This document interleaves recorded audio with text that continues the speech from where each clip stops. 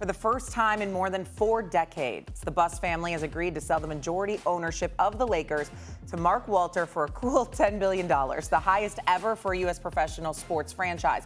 Walter has been a stakeholder in the Lakers for the last 4 years, also has ownership over the Dodgers, the Sparks, Premier League Club, and a women's professional hockey league as well. Jeannie Buss will govern and continue to run the Lakers for the next several years. And so a lot of people went to social media for this, including legendary Laker Magic Johnson. He weighed in on the sale and basically approved, saying, quote, "Job well done to my sister, Jeannie Buss, for striking an incredible deal, picking the right person to carry on the legacy and tradition of winning. Mark Walter, my business partner and friend, is the best choice, will be the best caretaker of the Laker brand." And he goes on about how the proof is in the pudding and all the rest of this, because obviously the Dodgers just are coming off of a World Series win. So the end of an era, as the Buss family has been the longest tenured owners in the NBA. Stephen A., what was your reaction to this? Well, first of all, I was happy for Jeannie Buss. I know this was a hard decision for her. But obviously, as the board of governor for the Los Angeles Lakers, she's somebody that's going to still represent the franchise. Mark Walter obviously is going to be the owner. $10.1 billion is a lot of damn money. Let's get that out the way right now, especially when you consider the fact that the Boston Celtics, the most storied franchise in basketball annals outside of the Los Angeles Lakers, if not including the Los Angeles Lakers, just sold for $6.1 billion. And the Lakers get $4 billion more. I mean, damn, that's a hell of a deal. No question about it. I love the fact that the Lakers have somebody that obviously has deep pockets, because that means, when we're talking about the luxury tax and the second aprons and all of this stuff, and then we take into account that the Buss was a family business, widely perceived as being such all of these years, even though they always managed to get stars. The fact that you have an owner with these kind of deep pockets that can compete with the Steve Ballmers of the world, where I know the rules and regulations stipulate that, there's but so much spending people can do. I mean, usually you're spending around the same money in some instances. But I just love the fact that the Los Angeles Lakers, this storied franchise, has somebody with such deep pockets. But the biggest thing that I love is that this man has an association with the ultimate winner, and that is Earvin Magic Johnson. When you get his blessing on something like this, remember, the man is his business partner with the Los Angeles Dodgers. The man clearly knows a thing or two about winning. If we look at what the Los Angeles Dodgers have done in terms of what they've done to ascend and accumulating the talent that they've accumulated, they will spare no expense. They will go out and get what they need to get to make sure that they are relevant in the championship picture. That is the impression that they have given you, led by Mark Walter. And if that's what they've done with the Dodgers, why the hell wouldn't they do that with the Los Angeles Lakers? Which means if you are a Los Angeles Lakers fan, you know that you're going to have owners that are just as committed as Jeannie was to making sure this franchise propels forward in a very successful way, except their pockets are significantly deeper than hers ever was. And because of that, I think that it's a great, great day for the Los Angeles Lakers and for the NBA. And obviously the NBA Board of Governors are very, very happy because they get to split this pot amongst the owners themselves because of revenue sharing in that regard. So we have to understand this is a beautiful day for them. Yeah, this is a fascinating situation. So Mark Walter and his group have been partners with Jeannie Buss for the last few years. They bought 27% of the team a couple of years ago, and they had the right of first refusal. Any sale, they had the right to match. So if the Lakers were ever going to be sold, they were going to be sold to Mark Walter, and they were going to go for a record price because they are the Lakers. It was just a matter of when. Jerry Buss has 6 children, 4 from his first marriage, 2 from his second marriage, and they're pretty different in age. And to get the team to do anything significant like sell, there has to be a majority vote. And that's what happened here. It was not unanimous. And so while I don't know exactly the dynamics of how the vote went, historically, the older children had more interest in maybe selling, whereas the younger children didn't. And Jeannie Buss represented the swing vote. And so getting Jeannie on board was vital for Mark Walter and his group. And the fact that she's going to remain as governor obviously could have very much played into that decision. They are selling about 51% of the team. They own 66%. So they're going to get about $5 billion. Still incredibly, huge price for the team that Dr. Buss bought in 1979. So it is a capped sport. It is not like the Dodgers where they can just outspend everybody. So it's not as simple as comparing apples to apples. Right. That said, one of the reasons why the Dodgers became so successful was they're investing in infrastructure, in scouting, in front office, in analytics, in player development. And that is something where the Lakers, on a league average, have lagged behind. So that is why there's this reaction across the league. Let's open this up a little further, because with Jeannie Buss selling Lakers for $10 billion, and Stephen A. kind of alluded to it, that's not the only team that's been sold as of late. In 2023, 4 other NBA franchises sold their team: the Celtics, the Suns, the Mavericks, the Hornets. They've also made a sale, but none of them even comes close to the number. You could see $10 billion, $4 billion, as Stephen A. said, above the Celtics, and the Hornets sold for $3 billion, which it doesn't even feel like it compares at this point. So, Wendy, I want to go back to you. When you look at the sales, and particularly what the Lakers just sold for in terms of pricing, what does that mean for the future of the NBA? Short-term future, if you're in Seattle and Las Vegas, you can feel good that the NBA is probably going to move towards expansion, because the value of these franchises, the reason why the NBA would not expand for all these years is that if you expand, you dilute your overall holding. Basically, what all 30 NBA owners have is 3% of the league. And so, there's all this money coming in. You don't want to dilute what you have.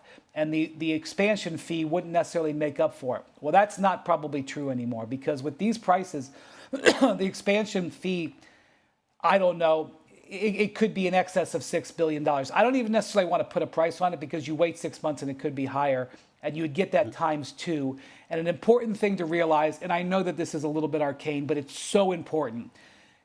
When you make $1 in the NBA, whether it's through selling a ticket or getting money from the media rights, those dollars are split half with the players. With expansion, they're not split. The owners get to keep all of it. So with the prices this high, Shay, it almost certainly means the NBA is going to move towards expansion. And with Seattle and Las Vegas being the teams. And the reason that they've waited this long was to get these gigantic sales to set the new reality in the league. A couple of things that I also wanted to add to this conversation, Shay and Wendy. Listen, when you look at the Los Angeles Lakers, and Wendy pointed out a lot of nuggets that everybody needs to inhale there, because it's a very, very important thing. That, you want parity if you're the National Basketball Association. And even though people might question the ratings and all of this other stuff, this is an absolutely fabulous NBA Finals with Indiana and OKC going at it. It speaks to parity and whatever. And it reminds folks of the global impact of the NBA, because unlike various other sports, the NBA is a global brand. It is big, worldwide. And so, but that doesn't negate the fact that the Lakers' relevance only adds to that attraction and that allure. It's a big deal when the Los Angeles Lakers do something positive, and they're in the forefront of everybody's mind when it comes to basketball, okay? You look at the New York Knicks right now. According to Forbes, they were the 3rd-ranked NBA franchise. I'm sorry, they were second. They were valued at $7.5 billion. The Warriors were valued at $8.8 billion, okay? And now you see the Lakers being sold for $10.1 billion. $4 billion more than the Boston Celtics. We have to pay attention to that. I also think it's very important that Jeannie Buss remain the board of governor for the team for the foreseeable future, because, listen, the one thing that the Lakers have always known how to do, A, is attract stars, and B, treat them like one. Yeah. Treat them like one. Not just the stars, but the whole ambiance, the whole environment. So I think it says a lot about Mark Walter, and we can't ignore Magic Johnson, because we know that his fingerprints are here somewhere because of the relationship he has with both sides here. I think you have to pay attention to that, because with Jeannie remaining in tow, her and her family still maintaining about 15% ownership in this deal, by the way. The fact that she's going to still be a staple, but has basically more ammunition to play with, per se, I think is a huge, huge deal for the NBA, and everybody stands to benefit. So we should be very, very happy for her and for the Lakers franchise and for Laker Nation. Right. Maybe more ammunition to play with less pressure, too, considering she sold so much of her stake. Obviously, when you see that Lakers brand, and I think this speaks to the amount of money here, it's so iconic. It's like the Yankees and the Lakers, and now the Dodgers are becoming that. And I think that's why you see these numbers creep further and further north. Welcome back to First Take. It is do or die for the Pacers tonight. Monica McNutt is in the building. Hey, girl, Hello. come on, twinning. Look at us. We are kind of twinning. Markieff Morris is back with us. Of course, Stephen A. is in Indiana ahead of Game 6 tonight. If we look ahead, and we're going to do our best with this, right? If the Pacers lose tonight at home, Stephen A., what will be your biggest takeaway? My biggest takeaway is going to be that the Pacers are not going away. This is not a team that you can look at and this year's a fluke and there's no way on earth they'll be back in this picture. Siakam is not going to fade. Nembhard and Nesmith they're not scrubs who can't play and then they just lucked up this year. Mathurin, I believe in this kid and I believe his promise is there and he will only elevate. Rick Carlisle is too exceptional of a coach to not be in the picture making noise in some capacity. The Indiana fan base clearly is one of the best in America. There is no denying this. And I think that when you couple that with so many question marks that exist within the Eastern Conference, what the Knicks are going to do, who's their coach going to be, what's the nucleus of their franchise going to entail, the Boston Celtics, sans Jason Tatum, who's going to be out most of the year because of his Achilles tear. All right, is Orlando really ready? Does that Desmond Bane acquisition elevate them? And if so, how much, how little? We don't know. You know, there's so many Cleveland. You going to make up for what transpired this year, or is that who you really, really are come postseason time? There's so many questions that exist within the Eastern Conference that the Indiana Pacers actually appear to be a very steady franchise on the come up, even though they're in the finals, even though we might look at OKC and say they're better. Indiana is not a joke. They are not a franchise to be summarily dismissed. And if they were to lose tonight, and I don't believe they will, I think they're going to force a Game 7. But if they were to lose tonight, I don't think there's anything to hang their heads about. Remember, last year Halliburton got hurt for those 2 games. This year he's hurt again. And we know that they're better when he's healthy than they are when he's not. And they're still formidable. So I think that Indiana has put us on notice that when it comes to the game of basketball, you're going to have to deal with these brothers in the future. They're not just going to go away. Markieff, go ahead. Yeah, I totally agree with S.A. They're in prime position to be good over the next 5 years with the way that their team is set up, right? And he made a good example about Halliburton getting hurt last year in the Eastern Conference Finals and turn around right back this year into the finals. So this shows you that the team is trending in the right direction, right?